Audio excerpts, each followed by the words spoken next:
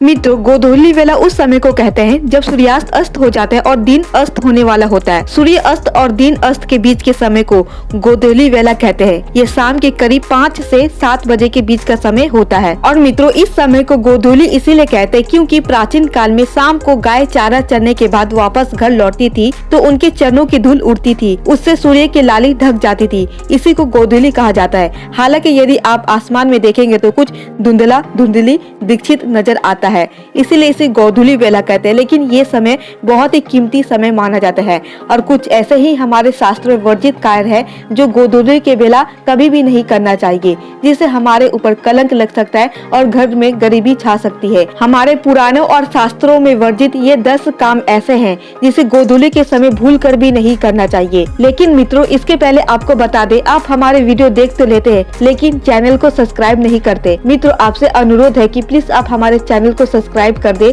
और वीडियो को एक लाइक भी कर दे। तो आइए मित्रों, शुरू करते हैं कि हमारे शास्त्रों में कौन से ऐसे 10 कार्य को वर्जित किया गया है जिसे शाम के समय में नहीं करना चाहिए। कहते हैं कि निम्नलिखित कार्य से घर में रोग शोक और संकट पैदा होते हैं और साथ ही देवी लक्ष्मी भी रूठ जाती है। सबसे पहले बता दे, दूध पीना। मित्रों, रात में दूध नहीं पीना चाहिए क्योंकि दूध की तासीर ठंडी होती है और इसीलिए गोधूली बेला में दूध नहीं पीना चाहिए। दूसरा है नाखून, बाल और दाढ़ी काटना। मित्रों, मान्यता अनुसार कहते हैं कि रात में बाल नहीं कटवाना चाहिए और शेविंग भी नहीं बनाना चाहिए। इससे जहाँ नकारात्मक असर होता है वहीं कर्ज भी बढ़ता है। तीसरा है पेड़ पौधों को छूना या पानी देना। मित्रों, सूर्यास्त के बाद पेड़ पौधों को छूना, उनके पत्ते तोड़ना या उन्हें पानी देना सही नहीं माना जाता।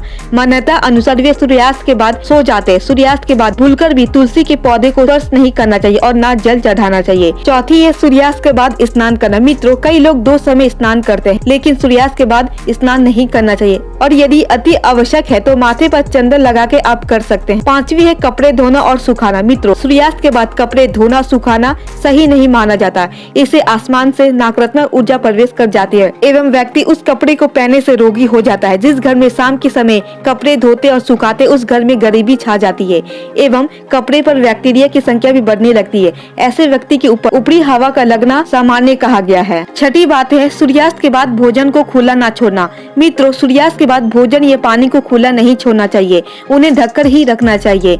हमारे मान्यता के अनुसार खुला छोड़ने से खाने में दोष उत्पन्न हो जाता है और खाने के बाद विभिन्न तरह के रोगों से व्यक्ति ग्रसित भी हो जाता है। सातवां है अंतिम संस्कार नहीं करते। मित्रों, गरुड़ पुराण के अनुसार सूर्यास्त के बाद अंतिम संस्कार किया जाता है तो मरने वाले को परलोक में कष्ट भोगने पड़ते हैं। अगले जन्म में उसके अंगों में खराबी आ जाती है, इसलिए गोधूली के समय अंतिम संस्कार नहीं करते। आठवां है दही या चावल का सेवन। सूर्यास्त के बाद दही का सेवन करना भी वर्जित है। दही का संबंध शुक्र के ग्रह से है और शुक्र को धन वैभव का प्रदाता माना गया है। सूर्यास्त के समय या सूर्यास्त के बाद दही का दान करने से सुख समृद्धि चली जाती है। इसी तरह सूर्यास्त के बाद चावल का सेवन भी नहीं किया जाता। जैन धर्म के अनुसार मित्रों, सूर्यास्त के बाद भोजन नहीं करना चाहिए क्योंकि इसे रोग बढ़ते हैं। इसके और भी कई नुकसान। नौवां है झाड़ू पोछा लगाना। मित्रों, मान्यता के अनुसार सूर्यास्त के बाद घर में झाड़ू पोछा या साफ सफाई कदापि नहीं करना चाहिए। सूर्यास्त के बाद झाड़ू लगाने से धन हानि होने लगती है और कर्ज बढ़ जाते हैं। 10वां है सोना वर्जित। सूर्यास्त के ठीक बाद या सूर्यास्त के समय सोना